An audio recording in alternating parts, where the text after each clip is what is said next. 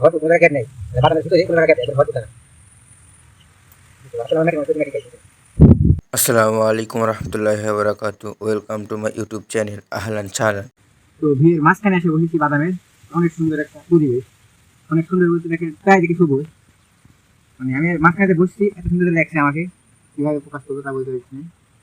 তো বিলের দিকে এসেছি বাদাম দেখতে, মানে বাদাম পুক্ত হয়েছে কি হয়নি, আর বাদাম হলে উঠে লাগবে।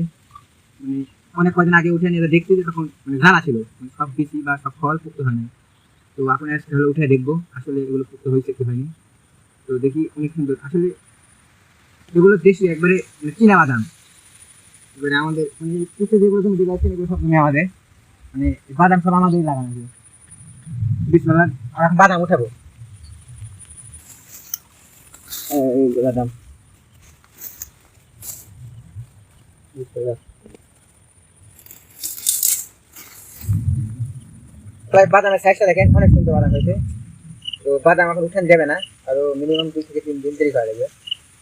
মোটামুটি সুস্থ হয়েছে, মানে 50% সুস্থ হয়েছে। আরো কিছু সুস্থ হওয়া লাগবে, মানে আরো বয়স হওয়া লাগবে। একটা খেয়ে দেখবো, আর নেক্সট লেগে আছে গাড়ি।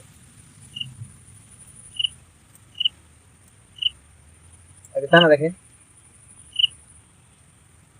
দানার সাইজটা দেখেন ভরপুর, কোনো জায়গায় গ্যাপ নেই। মানে বাদামের ভিতরে কোনো জায়গায় গ্যাপ নেই, একবারে ভরপুর দানা।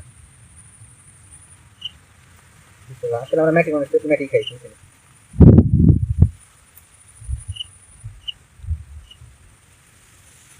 মাশাআল্লাহ অনেক সুস্বাদু। মাশাআল্লাহ মাশাআল্লাহ। একটা জিনিস দেখেন, আমি কত খেয়াল মানে যে ভিডিও পাশে পেতে, তো ভিডিওতে বলেছিলাম যাতে এই গাছটা মানে আমাদের এখানে ব্যাঙ্গির গাছ বলে।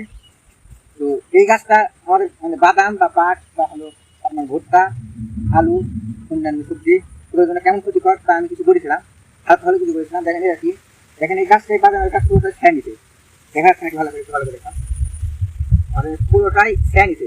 খেয়ে নেওয়ার পরে মানে এখন অত্যন্ত বৃষ্টি হচ্ছে, মানে আরেকটু যদি বৃষ্টি হয় মানে এই গাছটা যদি বয়স বেশি হয়, এই গাছটা প্লাস বাদামের গাছটা, তারপরে আপনার হলো এই গাছটাকে পচে দেবে।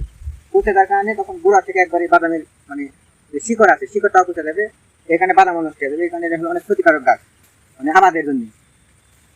এখানে এগুলো উঠে ফেলা লাগে, তো উঠে ফেলছি অনেক 3 বার মতো নিয়ে গেছি। তো তারপরেও জায়গায় জায়গায় কিছু আছে, এগুলো তুলে ফেলা যায়। এগুলো এমন ভাবে আবার এখানে হলো ছড়াইয়া যায়, মানে 2 দিন মানে এখানে দেখা গেছে একটু, 2 দিন পরে দেখবেন যে আরো 2-3 হাত চলে গেছে ফুল কাছে, একটা একটা ভয়াবহ বিল খেতে। আর এরা ফলও ধরে, মোটামুটি প্রচুর ফল ধরে। আসলে এই ফল খাওয়া যাবে নাকি ডিসপ্লে দেখা লাগবে, খাওয়া যেত মনে হয় তাহলে এত হতো না। সকলে ভালো থাকবেন, সুস্থ থাকবেন, আল্লাহ হাফেজ।